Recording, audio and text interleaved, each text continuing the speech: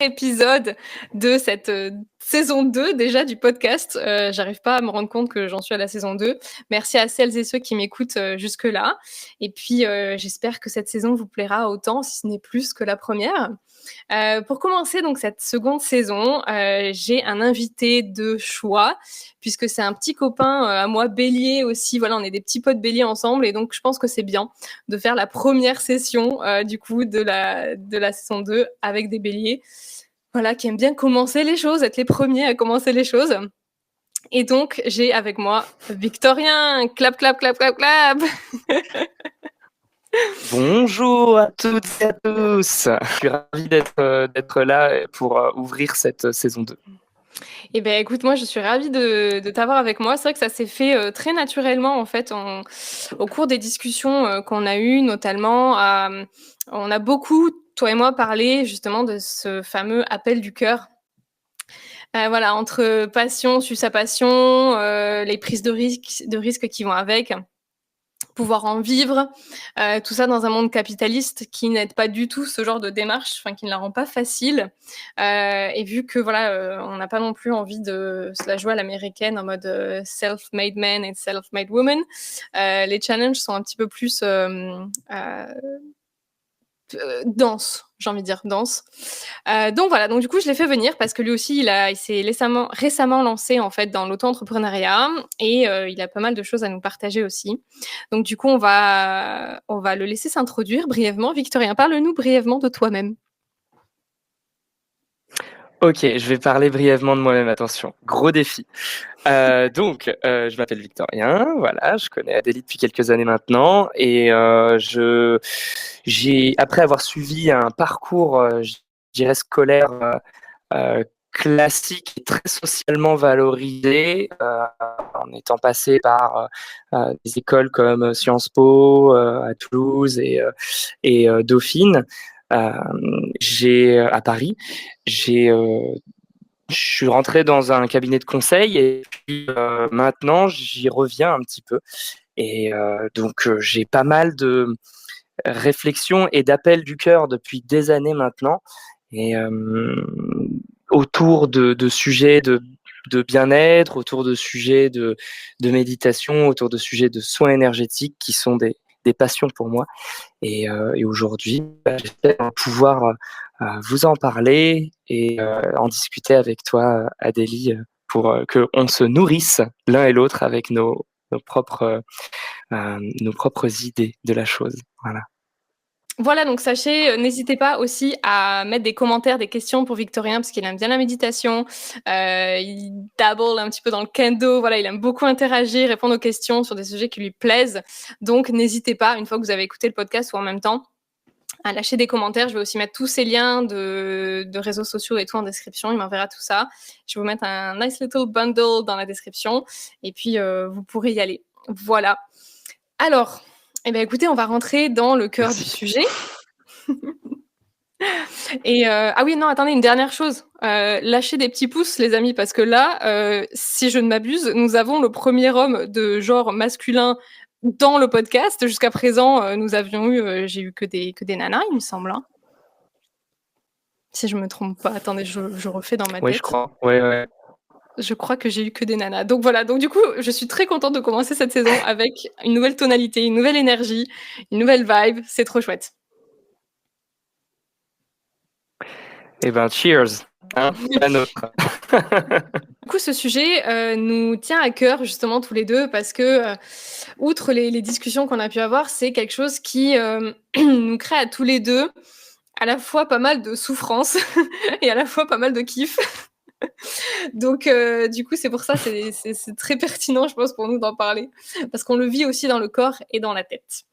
Donc, j'aimerais commencer ce podcast par d'abord parler en fait sur pourquoi suivre ses passions en fait. Est-ce que c'est selon toi, est-ce que ça relève de la quête de sens par exemple, ou est-ce que ça relève d'autre chose, plus d'une sorte de peut-être de mission, un appel en fait viscéral?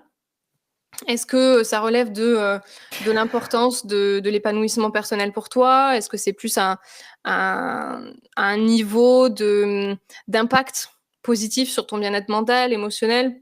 Où ça se situe pour toi en fait? Alors, bon, on rentre directement dans le sujet, c'est passionnant, je trouve. Donc, en fait, pour moi,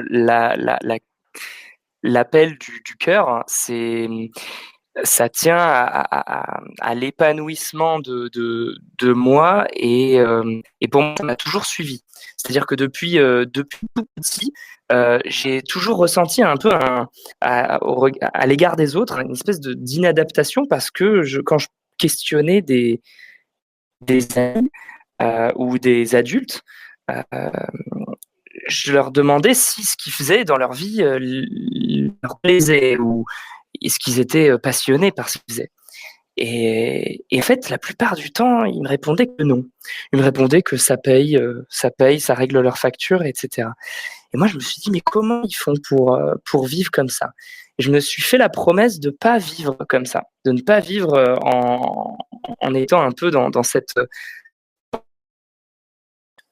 état un petit peu de je travaille sans me poser la question de si ça m'épanouit vraiment. Et voilà, donc c'est parti de là un petit peu, c'est de ce souhait de, de me dire je veux pas faire un travail juste pour y passer 8 heures dans ma journée, quoi. Mais, euh, mais plutôt pour dire à l'intérieur de ce travail et de faire grandir mes qualités de cœur ou d'être, en fait.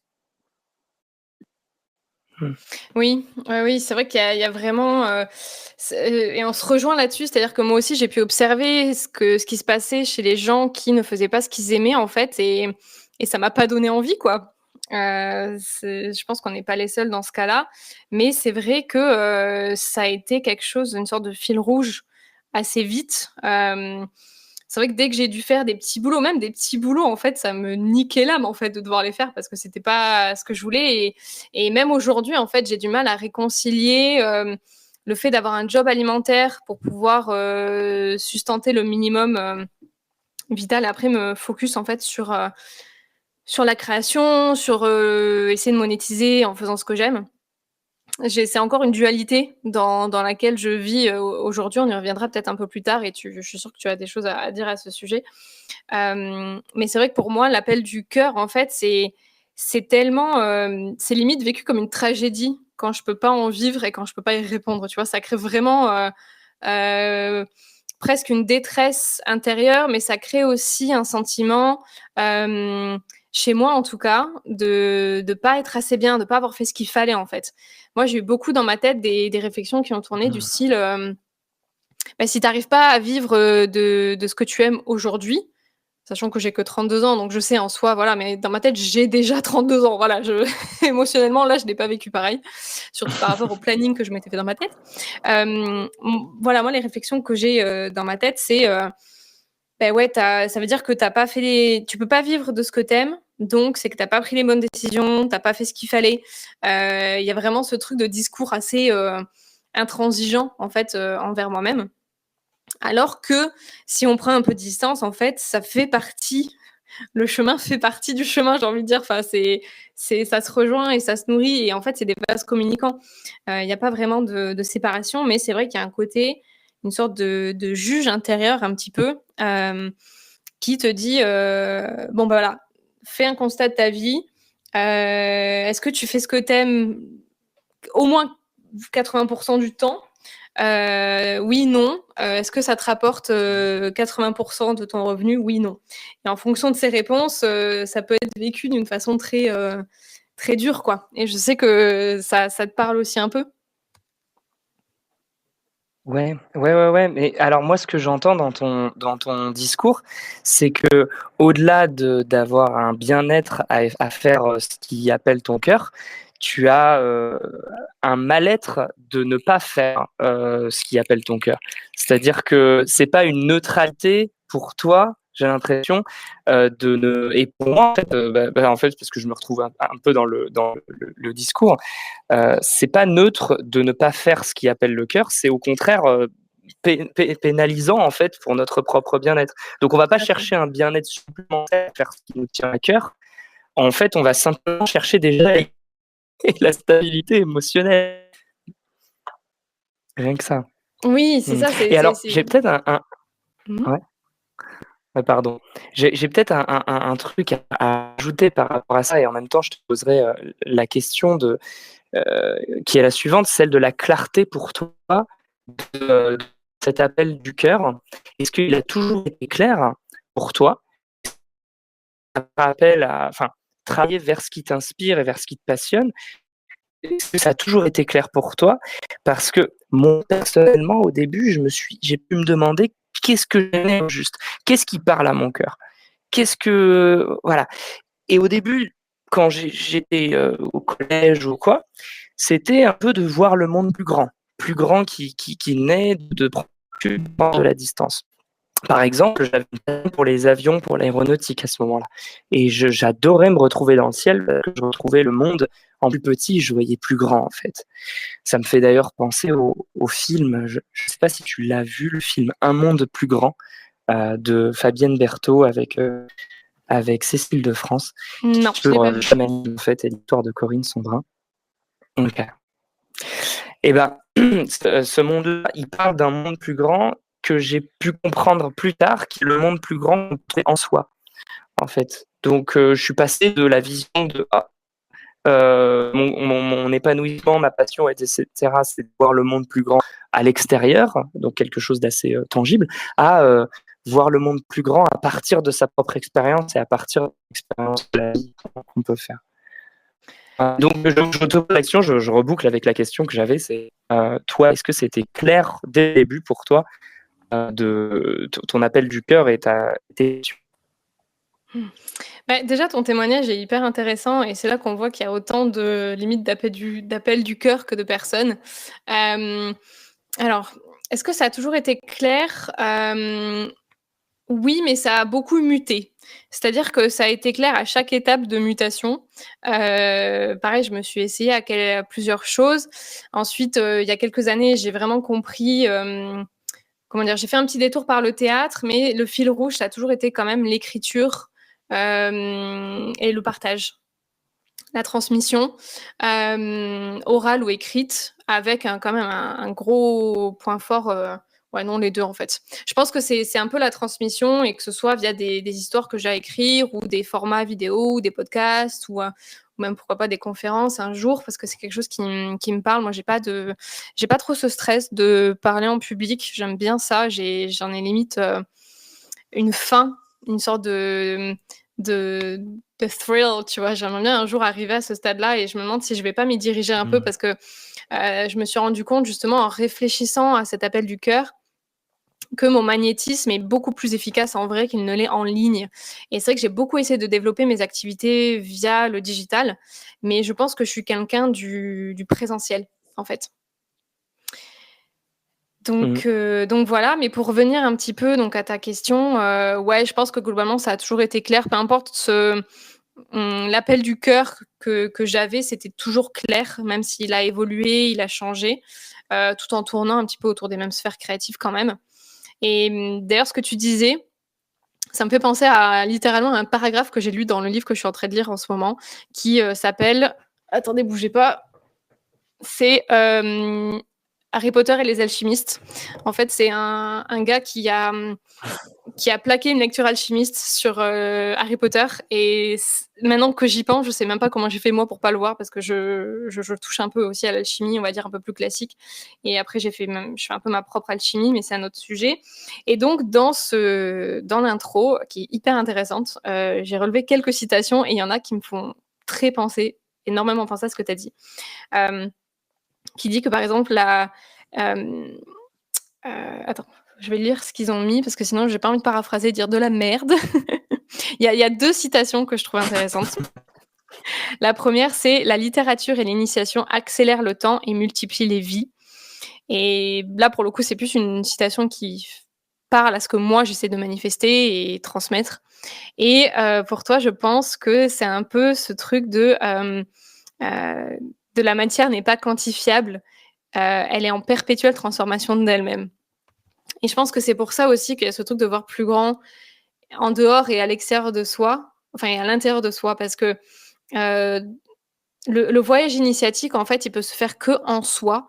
et il peut se faire que dans une forme de silence. Enfin, il peut y avoir un dialogue intérieur, mais l'extérieur, il va emmener, il va alimenter la réflexion, mais toute la partie initiatique, toute la partie croissance, en fait, elle se fait à l'intérieur de soi. Et c'est pour ça que ton envie de voir plus grand, il y a quelque chose, je trouve, de très poétique, parce que du coup, c'est que tu veux aussi voir plus grand en toi, comme tu disais. Ouais. Mmh. Ouais, tout à fait. Bah, merci pour ce partage, ce partage. En tout cas, cette recherche du cœur, de l'appel du cœur, n'est pas forcément évidente, moi, dans ce que je me rends compte auprès de mes proches, pour tout le monde. C'est-à-dire que pour moi, c'est quand même, j'ai l'impression, un enjeu pour certaines personnes qui, savent que, là où elles sont, c'est pas, là où il faut qu'elles soient, mais savent pas pour autant là où il faut qu'elles soient, quoi.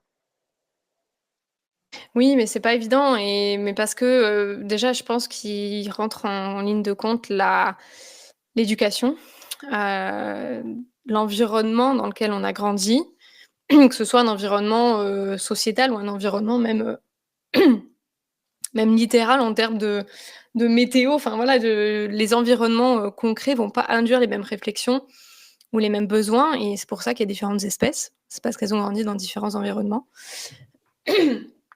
Et c'est pareil pour les êtres humains.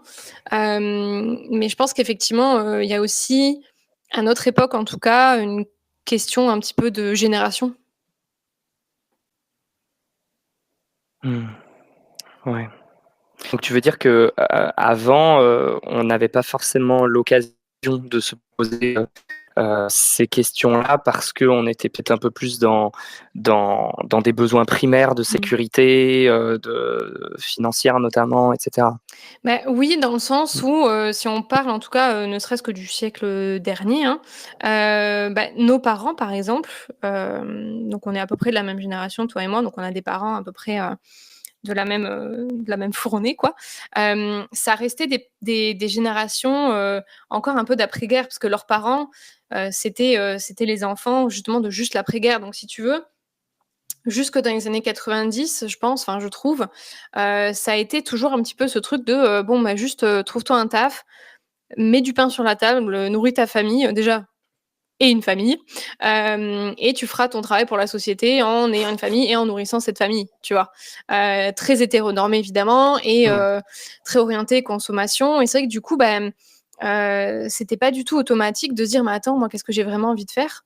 Ou qui je suis vraiment, en fait. C'était induit d'être un petit soldat de la société, un peu comme pour aider à réparer ce qui avait été détruit, en fait, pendant la guerre, tu vois? Parce que ça a mis du temps, et d'ailleurs on en parle encore, donc c'est pour dire. Mais en termes de choses plus concrètes et pas juste de résolution de trauma, fallait reconstruire une certaine société, un nouveau monde, en fait, d'après-guerre, et je pense que, il y avait pas trop la place de se poser la question, de ce que voulait faire le cœur de, Pierre, Paul et Jacques, tu vois? Mmh. Ouais, je vois. Donc c'est un peu triste, parce que du coup, ça crée vraiment une génération de dépressifs et de stressés, et voilà. Heu et c'est, voilà, c'est dommage, parce que moi, je suis convaincue que si, on est tous nés, en fait, avec des prédispositions, des envies, heu, presque vitales, en fait, de faire certaines choses, des besoins. Moi, je sais, par exemple, l'écriture, pour moi, c'est presque une médecine, en fait, et j'écris pas assez.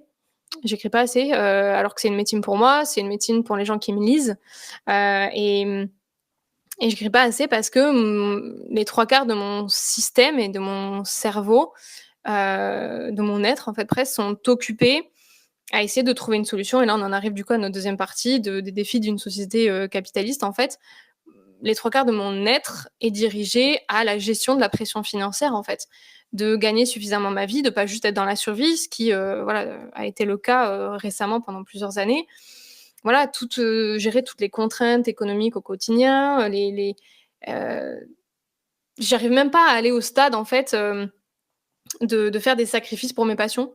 Parce que du coup, pour faire des sacrifices, pour moi, il faudrait déjà être un petit peu dans la vie, et à partir du moment où tu es dans la survie, en fait, tu es déjà tellement en mode sacrifice H24, que tu as du mal à allouer de l'espace de disque, en fait, pour, en tout cas moi, je veux dire moi, pour de la création. C'est-à-dire que quand tu vis avec à peine 900 € par mois et qu'il faut que tu comptes tes centimes, que tu peux pas t'acheter la nourriture dont tu as vraiment besoin pour te sentir bien dans ton corps, quand tu peux pas aller voir les médecins parce qu'ils coûtent cher alors que tu aurais besoin de résoudre certaines choses, tout un tas de choses, en fait, tu peux pas le nier parce que voilà, on est des êtres humains et on vit dans la société dans laquelle on vit et on peut pas, enfin moi j'arrive pas totalement à le nier non plus, au point, par exemple de partir en marginalité dans les bois, tu vois? Non pas que ça m'ait tenté plusieurs fois, mais du coup voilà, on en revient à cette, cette dualité que j'ai évoquée tout à l'heure. C'est-à-dire que, hem, j'ai du mal, même moi par moment à inverser la machine. Alors maintenant ça va un peu mieux, mais pendant longtemps ça a été un gros nœud en fait. Alors que la solution, elle est dans le problème quelque part. C'est pour moi, ça serait de se concentrer en fait sur son élan créatif, le nourrir le plus possible, trouver ces espaces de respiration en fait, revenir nourrir le corps, nourrir l'esprit et vider un peu la tête en fait, tu vois? Et en faisant ça, du coup, ça inverse, ça shift la power dynamic en fait et du coup, c'est ça qui va réussir à prendre le pas et qui va, justement qui va donner le rythme des choses et tout va se fluidifier parce que les fois où je l'ai fait en fait, tout se fluidifie et ça vient naturellement et le truc, c'est que souvent ça vient, de façon, cyclique, être, interrompu par justement, les défis de la société dans laquelle on vit, quoi. Mmh. Ouais, ouais, ouais, ouais. Bah, c'est vrai que enfin, je suis tout à fait, en accord avec toi, même si, je connais beaucoup moins, ces situations d'instabilité financière. Mais en fait, là, bah, pour remettre un peu dans le contexte, ça fait 3 mois que j'ai quitté mon CDI, 3 mois et demi maintenant et j'ai réussi à quitter parce que je me suis convaincu que j'allais réussir à retrouver, une source de revenus rapidement. En me disant, «Bah, tiens, bah, on en reparlera, peut-être, dans l'absolu», en me disant: «Je vais monter quelque chose de stratégique qui va me permettre de créer, un peu de sous d'un côté et d'un autre côté, répondre plus profondément à de mon cœur». Mais, rien qu'en ces 3 derniers mois, j'ai pris conscience en toile de fond, le fait que mes finances diminuaient et que j'allais bientôt arriver à épuisement des ressources. Ce qui fait qu'en fait, ce dont je me suis rendu compte, c'est que, cette perception d'instabilité des finances et de descente un petit peu, de celle-ci et du stock, ça m'empêche, à un certain point, de me connecter à mon cœur. Parce que mon cœur, il est un petit peu sous une couche de peur. Encore une fois, la peur est l'ennemi, du cœur, hein. Et donc mon cœur ne s'épanouit pas parce qu'il est préoccupé à se dire: «Ouh là là», parce que mon être est préoccupé à se dire: «Ouh là là, va falloir que, je gagne, une sécurité supplémentaire». Et c'est pour ça que je pense que vraiment le l'élément le plus déterminant, c'est le sentiment de sécurité ou le sentiment d'insécurité. Parce que c'est ce sentiment de sécurité qui favorise ou, rend difficile la connexion au cœur. Tout à fait. Hem, voilà. Et puis j'ai un autre élément sur les sacrifices dont tu parlais. Hem, En fait, pour moi, j'aimerais ne pas enfin, en tout cas, dans mon point de vue, je parlerais pas de capacité à faire des sacrifices parce qu'à partir du moment où on considère que les choses qu'on abandonne sont, des choses sacrifiées, ça montre que c'était un besoin quand même pour nous que l'on ne remplit plus parce on sacrifie. Pour moi, les loisirs, la lecture, par exemple, le sport, la méditation, d'autres loisirs créatifs, le cinéma, sont des choses qui me nourrissent et que je pourrais difficilement sacrifier. Si je suis prêt à abandonner quelque chose, c'est parce que mon besoin est rempli par ailleurs par autre chose et non pas sacrifié par autre chose. C'est Très en ça intéressant. que je trouve que c'est ouais, vas-y, je Non, non, mais te vas-y, finis, je trouve ça très réagir. intéressant. Et en fait, je voudrais réagir, juste enfin, clôturer un peu cette réflexion en parlant de personnes qui, vont rentrer corps et âme dans une passion, qui pourrait répondre à leur cœur, mais qui, passe devant tout le reste. Et pour moi, je trouve qu'on a beaucoup d'exemples de gens qui, voilà, ont pris des gros risques et se sont lancés dans un truc, qui appelle leur cœur à fond. Sauf qu'on retrouve aussi beaucoup chez ces personnes-là, hem, un retour dans un cercle vicieux de certes, j'obéis à mon cœur, mais je vais dans la surproduction, dans la suractivité, dans tout ça pour, être stable financièrement, par exemple, pour répondre à ses besoins de sécurité. Hem et en fait, des exemples, c'est pas des exemples, qui, aujourd'hui m'inspirent.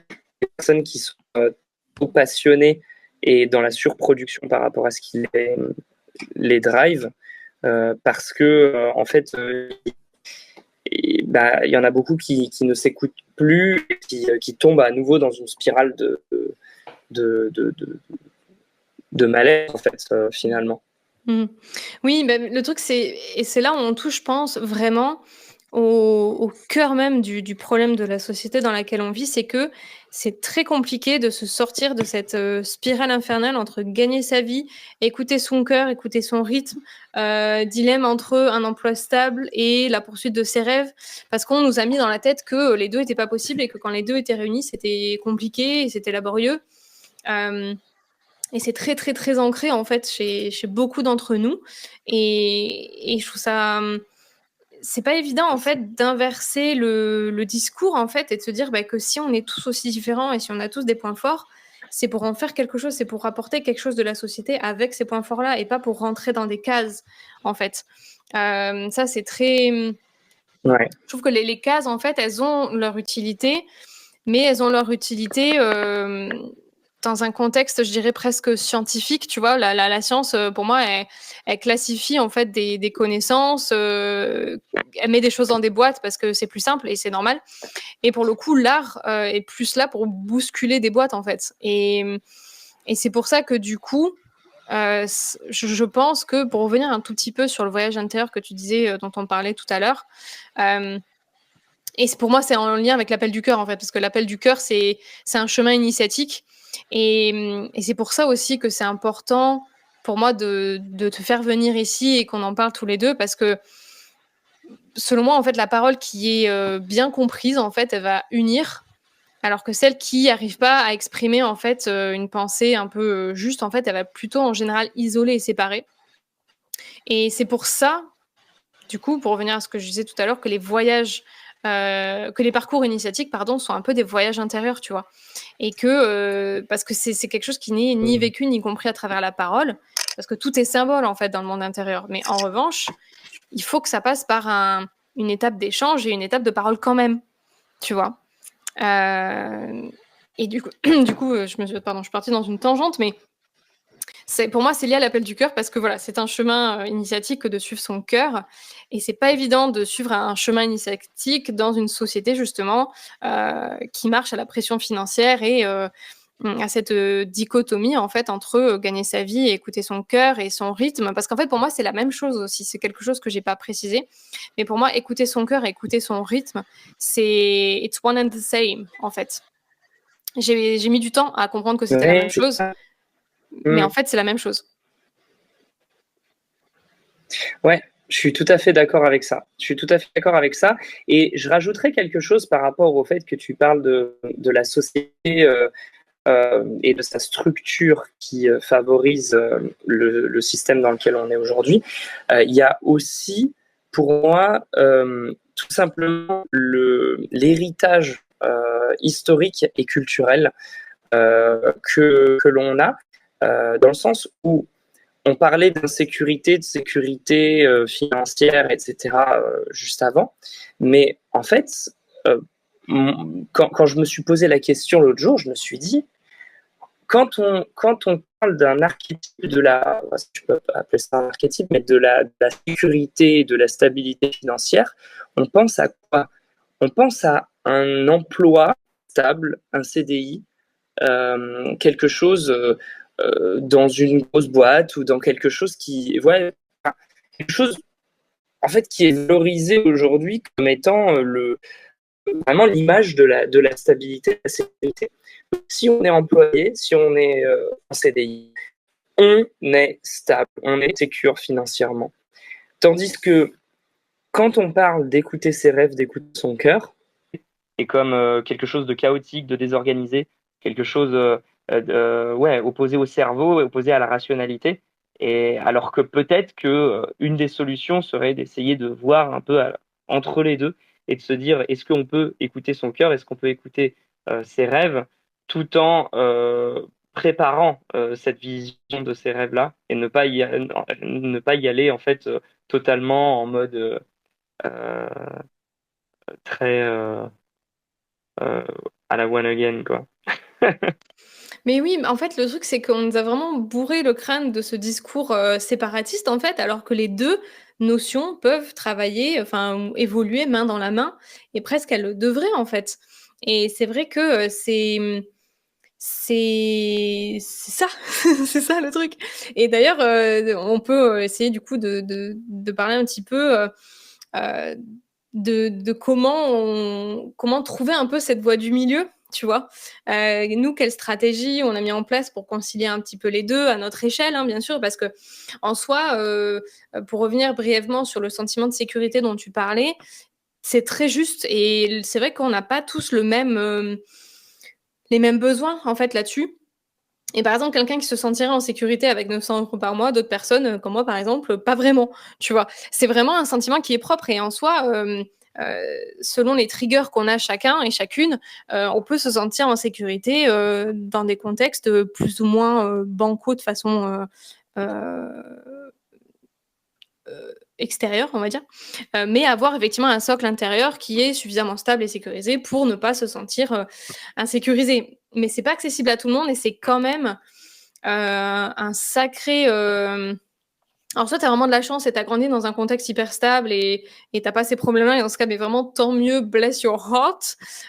Soit c'est vraiment une prouesse d'athlète, presque, en fait, de se lancer là-dedans dans la poursuite de l'appel de son cœur et d'essayer de le manifester parce que je trouve que ça vient quand même avec des conséquences psychologiques, en fait, parce que du coup, il y a quand même une sorte de lutte interne qui se met en place parce que l'extérieur est très poreux en fait dans la mise en place de cette quête et vu qu'on est sur du coup on revient sur nos pattes de ce chemin initiatique qu'est l'appel du cœur, euh, c'est pour ça que voilà, c'est un équilibre à trouver. Pour moi, en fait, on en revient à ce truc très cliché de voie du milieu, tu vois. Et toi, tu vas pouvoir nous en parler avec ton kendo background là. Voilà, peut-être qu'on peut partager certaines astuces. Voilà, comment nous, on arrive à notre échelle à mettre en place certaines choses.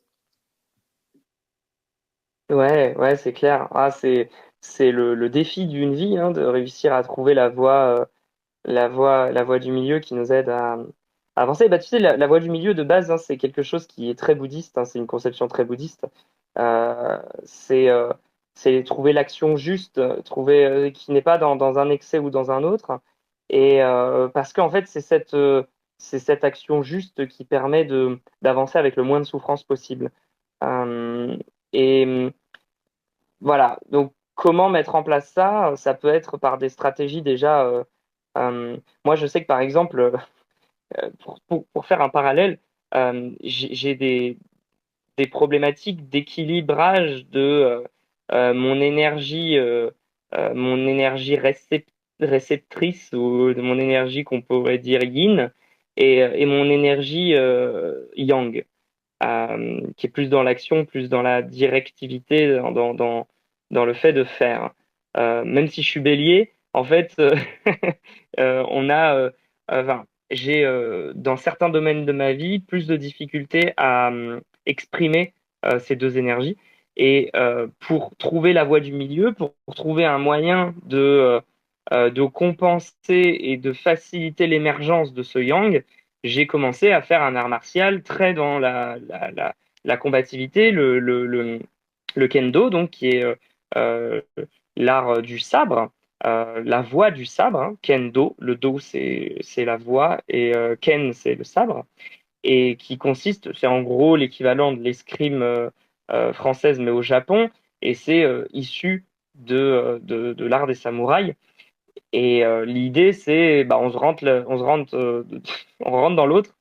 Donc, on fait des combats, des vrais combats avec un sabre en bambou, Des cris avec une très, armure. très Et primo on va aussi. vraiment chercher à.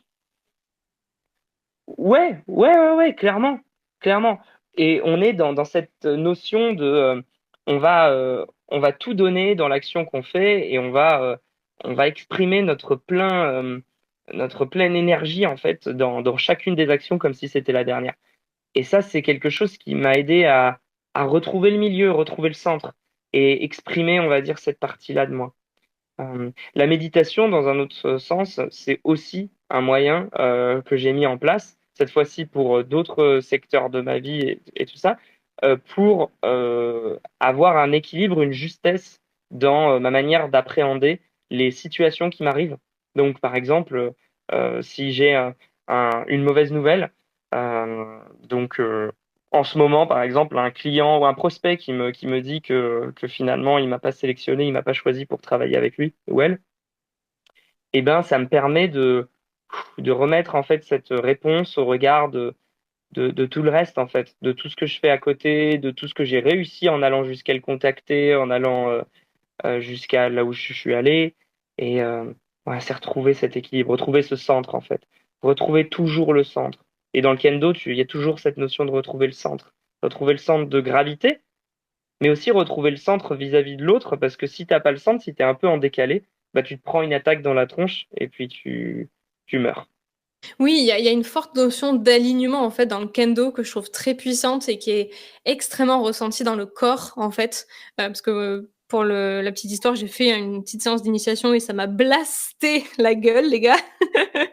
Et c'est vrai que le kendo a une puissance d'alignement qui est, alors je vais pas dire inégalée parce que vraiment ça serait vraiment être beaucoup trop biaisé, mais en tout cas très puissante et non négligeable. Donc effectivement, on vous dit pas forcément de tous et toutes vous mettre au kendo, mais de trouver quelque chose peut-être qui vous permette de revenir sur une sensation d'alignement. Et j'insiste sur le mot sensation parce qu'on est encore sur un vécu interne dans le corps, parce qu'on est sur l'appel du cœur. Et en fait, je pense que toi et moi, le problème qu'on a, ou qu'on a eu, ou dont on est en train de se détacher, c'est de répondre à cet appel du cœur avec la tête. Non pas qu'on soit pas des personnes dans le cœur, on est des personnes voilà très généreuses et spontanées et tout, mais on a tendance à être quand même très cérébral quand même, à être un peu dans la tête. Et je pense qu'on essaye de répondre à cet appel avec la tête. Et en même temps, on y est poussé par la société. C'est facile aussi d'y répondre avec la tête parce que on est dans une société de la tête. Mais le truc, c'est que si c'est l'appel du cœur, c'est pas l'appel de la tête. C'est que c'est le cœur et corps, c'est très similaire dans la prononciation, dans le langage des oiseaux, je trouve. C'est très intéressant les trucs qu'on peut faire avec ça. Et c'est pas pour rien. Et c'est vrai que moi récemment, j'ai eu un déclic bah, parce qu'en fait, quand je parlais aux gens de ce truc j'ai tout le temps, j'ai la tête qui bute, j'ai le cerveau plein, j'arrive pas à mettre de nouvelles connaissances dans ma tête, je me rappelle plus de celles que j'ai déjà. Enfin voilà, c'est vraiment la débandade, post burn-out et tout. Et voilà, je savais pas que j'allais mettre autant de temps en fait à m'en remettre, vraiment. Et pour le coup, c'est ça qui m'a un petit peu fait peur dans un premier temps. C'est oh mon Dieu, ça prend du temps. Alors que moi, je vis en fibre optique, alors du coup, c'était panique à bord. Mais passé cette première étape de panique, et là récemment, en fait, je me suis dit, mais tu sais quoi, la tête, elle veut plus. T'as la tête qui bute contre un mur, bah, c'est que c'est la tête, elle a fait son temps, elle a fait son taf, et maintenant, bah, laisse le corps dicter, en fait. Et c'est comme ça que j'ai relancé ma chaîne YouTube, l'autre, parce que, en fait, je sentais que dans mon corps, j'avais besoin et envie depuis des mois de remanipuler les cartes. Mais ma tête me disait: «Ouais, mais tu vas proposer quoi? Tout le monde fait déjà plein de trucs, tout est déjà proposé en termes de tirage, puis de toute façon, tu te rappelles plus de ce que tu sais déjà, tu pas fini d'apprendre les mineurs du tarot de Marseille». Enfin, tu sais, tout ce genre de discours-là, presque de l'auto-sabotage. Et au final, je me suis dit: «Non, mais en fait, c'est quoi, si la tête, elle veut plus bosser, ben laisse-la. C'est parce qu'elle, elle est fatiguée aussi que tu en es là. Donc laisse-la un peu, détache-la, reviens dans ton corps et si ton corps et tes mains veulent manipuler les cartes et le faire en vidéo, bah, tu le fais et tu improvises et tu verras bien». Et alors après ce truc d'improvisation, de spontanéité, pareil, ça c'est pas un truc, que tout le monde, aborde de la même façon. Moi, je suis naturellement très intuitive, très spontanée, donc c'est plus facile pour moi effectivement d'en arriver là. Mais ça a quand même été justement, bah, une lutte interne entre ma tête et mon corps et là, je suis vraiment en train enfin, j'ai eu ce déclic en tout cas de, revenir dans le corps et donc dans le cœur, body and heart et du coup, bah, même d'aller jusque dans l'alimentation, revoir certaines choses, rééquilibrer certaines choses au niveau du corps pour, libérer plein de choses en fait, dont, bah, justement c'est des expressions et peut-être aussi, bah, fluidifier cet appel du cœur. Donc moi, s'il y a une astuce que je donnerais aux gens, c'est, d'essayer de revenir dans le corps, même si je sais que c'est pas évident d'habiter son corps et que ça peut être, un trigger chez beaucoup de personnes. Auquel cas, y aller petit à petit. Voilà, petite session par petite session. On n'est pas obligé de faire des sessions de 4 heures, je sais pas, d'écriture ou de podcast ou de tirage de cartes ou peu importe, quel est votre hobby de cœur ou l'appel que vous avez, vous êtes pas obligé d'y aller à fond dans l'absolutisme et c'est ironique parce que c'est moi qui dis ça alors que je pense beaucoup en absolutisme dans ma tête, voilà. Mais voilà, je pense que ça peut être une piste, en tout cas, de revenir dans le corps, sachant que le corps, il a plein d'infos à nous transmettre aussi et de toute façon, suivre l'appel de son cœur, c'est une forme de guérison, en fait. C'est suivre une forme de réconciliation avec soi et donc on va forcément rencontrer des moments, des virages un petit peu serrés, des passages un petit peu poreux parce qu'au passage, on va soigner plein de choses en nous, en fait et je trouve, d'expérience, qu'on soigne plus de choses en revenant dans le corps qu'en allant trop dans la tête. Et vraiment, je parle vraiment d'expérience parce que moi, je suis beaucoup, beaucoup, beaucoup passée par la tête. J'ai fait pas mal de thérapie et elles m'ont servi à plein de niveaux, mais je trouve qu'elles ont leurs limites et je trouve que la vraie, vraie, vraie guérison, en fait, se passe quand on fait appel au corps, en fait. Ouais, moi, je suis tout à fait en accord, en accord avec ce que tu dis, dans le sens où ça m'a fait penser à un des problèmes en fait qui est généré par le rythme de notre société, où en fait on est la plupart du temps dans le cerveau et dans l'hyperactivité du cerveau par l'hyperactivité de notre quotidien, en fait, d'aller d'une activité à une autre, de regarder une vidéo après l'autre, en même temps que de faire à manger, en même temps que de faire le ménage, en même temps que de faire des courses, d'appeler tout le temps quelqu'un sur la route, de faire des vocaux, d'envoyer des messages. Euh, En fait, tout ça ne laisse pas la place au ressenti du corps. Et moi, ça m'est arrivé souvent que de me retrouver en épuisement parce que je n'écoutais pas mon corps. Et parce que j'allais trop d'une chose à l'autre, trop d'une activité à l'autre et que je cumulais des activités, ce qui crée en plus après des problèmes d'attention, des difficultés de concentration, enfin, tous les trucs comme ça. Euh, Et une solution à ça, c'est effectivement d'aller se recentrer sur une activité à la fois ou zéro activité à la fois. Ça peut être juste de la lecture sans musique, ça peut être juste de l'écriture, là aussi sans musique ou quoi, ou alors avec juste un petit son de fond. Encore une fois, à votre niveau et à ce qui est possible pour vous, en fait, à partir de là où vous en êtes actuellement. Mais la méditation, ça aide à se reconnecter au corps, se reconnecter au cœur et de développer des capacités de cœur pour voir un petit peu plus ce qui nous appelle, ce qui nous fait du bien à l'âme. Euh, le sport, certains arts martiaux qui aident effectivement à se connecter au corps et spécifiquement. Et voilà quoi. Donc effectivement, et par exemple, c'est marrant parce que ça me fait penser à ça quand tu parlais de rouvrir ta chaîne YouTube euh, et, euh, et de refaire un peu des tirages, par exemple, etc. Euh, Moi, je me suis posé la question actuellement, en fait, je développe des activités de méditation bénévolement. Et je fais parfois aussi des soins énergétiques, parfois bénévolement.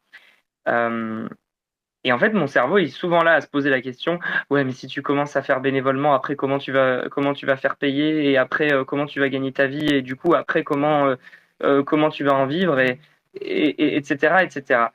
Euh, Sauf que si j'écoute un tant soit peu ce désir de servir un peu, même bénévolement pendant un moment, ça me fait un bien fou. Et ça me fait beaucoup plus de bien que de me casser la tête à me dire, punaise, mais oh là là, si je commence à faire ça, je vais me prendre dans une spirale infernale de je n'arriverai pas à financer mes activités. Et je me rends compte qu'en fait, c'est très bien aussi parce que ça m'offre de la visibilité, et en plus, ça apporte de la valeur aux gens. Et en fait, c'est ça le plus important parce que c'est ça qui répond au cœur. C'est pas l'argent, c'est de faire des choses qui apportent aux autres. Et après, l'argent, c'est secondaire, c'est quelque chose qui effectivement est nécessaire pour sa sécurité et qu'il ne faut absolument pas négliger. Mais quand il s'agit de faire quelque chose qui appelle son cœur et qui appelle son corps, et ben, si on commence à raisonner en termes d'argent par argent, et ben, on coupe directement tout ça. Oui, tout à fait. En fait, ça va créer une division, enfin, ça va renforcer, on va dire, une division illusoire, mais qui du coup devient réelle. Et c'est là où justement, va inverser la dynamique en se concentrant sur le corps et sur ce qui nous fait nous sentir bien. Et pareil, là, je pense que ce qu'on vous dit, vous l'avez sûrement déjà entendu ailleurs, mais à partir du moment où plus on se sent bien, et plus on va dégager et attirer de bonnes choses en fait. Mais c'est là tout le challenge en fait, c'est d'arriver à se sentir bien. Alors une fois encore, les gens, on n'est pas là pour vous donner des injonctions supplémentaires parce on les subit comme vous, hein, on n'est pas là en position supérieure, plus pour partager des expériences et s'enrichir les uns les autres. Mais du coup, c'est vrai que cette notion de bien-être, en fait, elle est hyper à la mode en ce moment, mais elle a ça de vrai, en fait, qu'à partir du moment où on se sent bien, en général, ça fluidifie beaucoup de choses. Et si pour se sentir bien, bah, il faut bien manger, bien dormir, peut-être faire quelque chose qu'on aime, au moins ne serait-ce que 20 minutes par jour. Voilà, trouver quelque chose qui, tous les jours, arrive à nous faire nous sentir bien, ne serait-ce qu'un petit peu. Et commencer par là, en fait. Et après, voir comment on peut l'agrandir, comment on peut l'expandre. Ouais, ouais, tout à fait.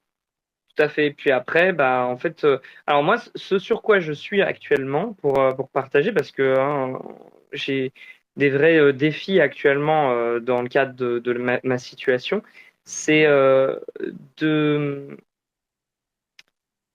de réussir à trouver dans ce que je sais déjà faire et dans ce que je pourrais vendre, par exemple, en termes euh, enfin, pour gagner un peu d'argent, de trouver qu'est-ce qui pourrait se connecter le plus à mes rêves et qui aujourd'hui est facilement commercialisable.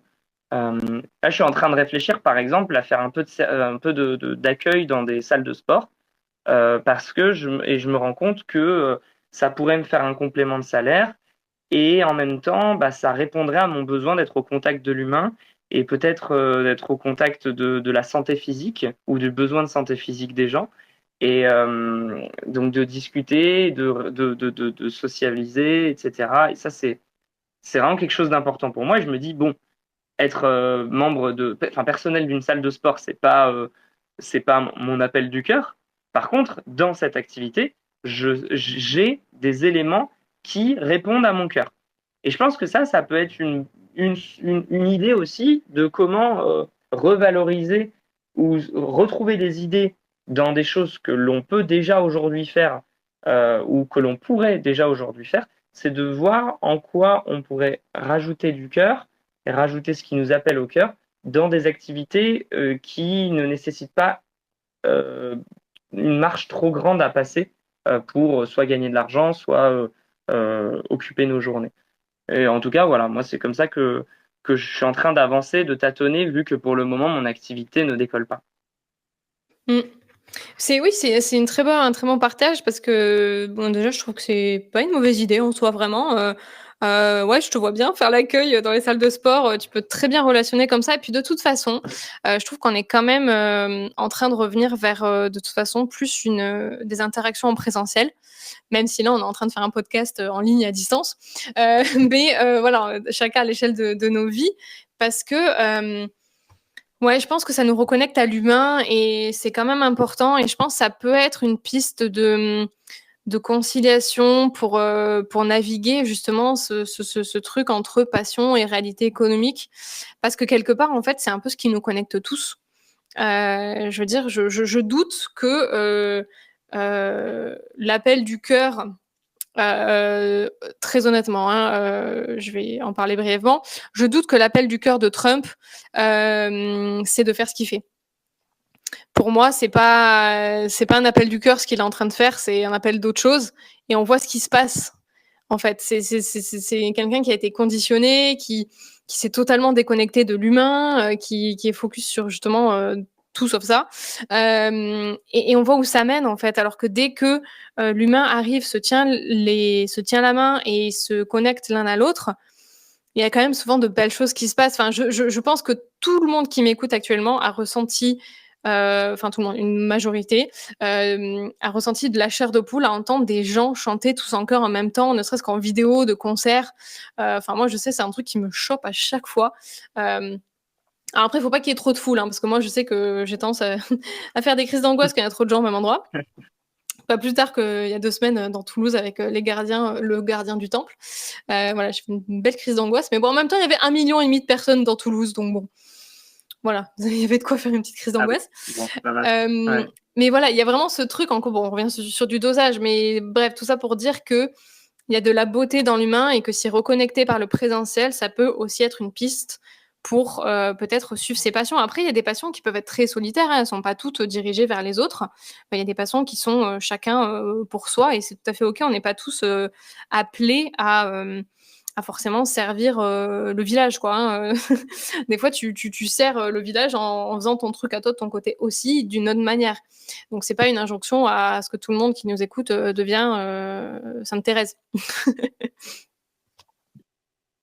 Ouais, c'est vrai. Mais en attendant, quand même, bon, après, moi, c'est mon avis, hein, ça n'engage que moi, mais je pense que on développe beaucoup plus ses qualités de cœur au contact des autres, ou alors pour les autres, quand bien même c'est un truc qu'on fait de soi à soi, hein, par exemple, enfin, bon, ça dépend des personnes, mais je pense que pour certaines personnes solitaires, elles veulent simplement écrire des livres pour écrire des livres. Mais même écrire un livre, pour moi, c'est quelque chose qui va servir les autres. Tu n'écris pas, sauf si c'est de l'écriture thérapeutique, tu n'écris pas que pour toi. Tu écris aussi pour les autres. Et c'est aussi quelque chose qui est souvent critiqué dans la méditation, c'est que les gens pensent que méditer, c'est quelque chose de très égocentré et quelque chose de très je vais me faire du bien à mon petit moi tout seul. Sauf qu'en fait, méditer, une action qui est totalement ancrée dans le monde et qui développer les qualités d'être qu'on développe dans la méditation, c'est au service en fait de son rapport à soi, mais son rapport à soi, c'est son rapport aux autres et son rapport au monde, parce qu'on est en permanence en contact avec les autres et avec le monde. Donc, euh, donc voilà. Donc je pense que quand même le cœur, développer le cœur, c'est aussi développer, développer le monde, quoi. Voilà. Yes, j'adore cette phrase, les gars, notez-la. Développer le cœur, c'est développer le monde. J'adore. Très bien, elle est très bien cette phrase. Est-ce qu'on finirait pas sur cette phrase d'ailleurs? Est-ce que tu as d'autres choses à rajouter? Non, non, j'ai rien à ajouter. Simplement, voilà, la vie, c'est pas facile. Faut pas terminer sur cette phrase-là, par contre, parce que c'est beaucoup trop bateau. Mais la vie, c'est pas facile, et je pense que les choses nous amènent de plus en plus à avoir des vies très multipotentielles, avec beaucoup d'activités, beaucoup de choses à faire, etc. parce que il n'y a pas qu'un seul modèle qui marche tout au long de notre vie. On peut avoir des appels du cœur très divers, et y répondre de manière très diverse aussi. Ce qui fait que il n'y a pas de réponse unique, il n'y a pas une action ou un, une activité professionnelle ou personnelle qui répond à à cet appel du cœur. Ça peut être par un milliard de petites actions différentes qu'on répond à son appel du cœur, pour moi. Oui, oui, c'est ça. Disons qu'il y a pas de réponse uniforme, hein. Ça, c'est encore une fois très capitaliste, hein, de croire qu'il y a une réponse à une seule question. Enfin voilà, c'est ça marche pas comme ça. S'il y a une diversité sur Terre, c'est pas pour rien. Elle est là pour quelque chose. Il y a de la beauté à ça, il y a de la poésie à ça, et, euh, et voilà quoi. Donc une fois encore, je vais essayer de le formuler pour pas que parce qu'en fait, j'avais envie de dire soyez bienveillants et bienveillantes envers vous-même, mais même le fait de le dire comme ça en impératif, je trouve que ça fait un peu en mode injonction. Donc j'aimerais le formuler autrement. Euh, pour que ça soit pas. Permettez-vous d'être doux envers vous-même. Oui, le mot permettre, c'est peut-être pas mal, mais le truc, c'est qu'on est encore sur Mm. un impératif au début, tu vois. Ah, Et c'est pas évident, justement, à formuler les choses comme ça sans passer par un début d'impératif, je trouve. Bon, si j'avais une demi-heure de plus, peut-être que je pourrais, mais bon, on va pas prendre en otage l'audimat pendant une demi-heure. Mais l'idée, c'est d'amener de la bienveillance dans votre vie envers vous-même, et pas de la bienveillance. Alors attention, attendez, là, il faut que je fasse un petit disclaimer. Pas de la bienveillance de développement personnel à la con, là. Ce genre de fausse bienveillance-là, absolue et un peu fausse, qui, je trouve, a été très galvaudée au fur et à mesure des années, justement, par rapport à tout ça. Mais de la vraie bienveillance en termes d'essayer d'écouter son rythme, de le respecter. En fait, de la bienveillance, ce que je veux dire par là, c'est de s'écouter et d'essayer, dans la mesure du possible, de répondre à ses besoins. De la bienveillance, pour moi, c'est pas forcément être toujours bisounours, toujours brosser les gens dans le sens du poil, toujours voir le bien partout. Non, des fois, il y a du mal dans les rues. Enfin, voilà, faut voir la réalité telle qu'elle est et pas juste avec des lunettes roses. Mais quand je vous invite tous et toutes à être bienveillants et bienveillantes envers vous, c'est voilà de développer cette écoute de soi. Pour le coup, Victorien peut vous aider à cela avec ses accompagnements en méditation et en méditation notamment, parce que c'est pas évident. C'est un sport de haut niveau, je pense, l'écoute, et on est tous sur notre propre chemin là-dessus. Et donc c'est pour ça il n'y a pas de jugement, mais je pense que vraiment, de toute façon, on peut pas répondre à un appel si on n'écoute pas. Voilà, on va finir sur bah oui, ouais, sur cet état de ouais, fait. ouais, c'est clair. Mm. Ouais, et on pratique en méditation l'autocompassion, c'est cette capacité à, à rester à l'écoute de ses souffrances et d'apporter de l'amour en fait à ses souffrances et aux difficultés qu'on rencontre au quotidien. Et ça, c'est important. C'est même capital en fait, parce que quand on cherche à écouter son cœur, et qu'on cherche à respecter son cœur, parfois ça demande beaucoup de courage. Enfin, ça demande beaucoup de courage. Ça demande et c'est pas rose en fait à partir du moment où on décide d'écouter son cœur parce que ouais, ça demande des efforts, ça demande du courage et d'avoir cette capacité à reconnaître ses difficultés et, et à ne pas se juger par rapport aux difficultés qu'on a et sans vouloir, etc. C'est un sport de haut niveau et c'est nécessaire si on veut se construire dans la durée, dans le cœur. Oui, tout à fait. Alors, vous entendrez peut-être des ronronnements parce que j'ai le petit chat qui est venu sur moi. C'est le signe qu'il faut que que je prête attention à cette petite chatoune toute mignonne. Voilà. Bah, écoutez, moi, je pense qu'on peut vous laisser avec ces mots-là. Je les trouve très justes. Et voilà, n'hésitez pas à revenir vers nous, nous poser des questions, lancer des débats. Nous, on est là pour amorcer de la discussion. Voilà. Bah, écoutez, merci Ouais. Vic d'avoir été là. Et ben avec grand plaisir. Ça a vraiment répondu à mon appel du cœur, ce podcast. Parfait. Bah, j'espère que du coup, ça va en lancer à plein de gens et que ça va lancer des réponses d'appel du cœur. Hmm. À bientôt. Merci de votre écoute. À bientôt. Salut. Au revoir tout le monde.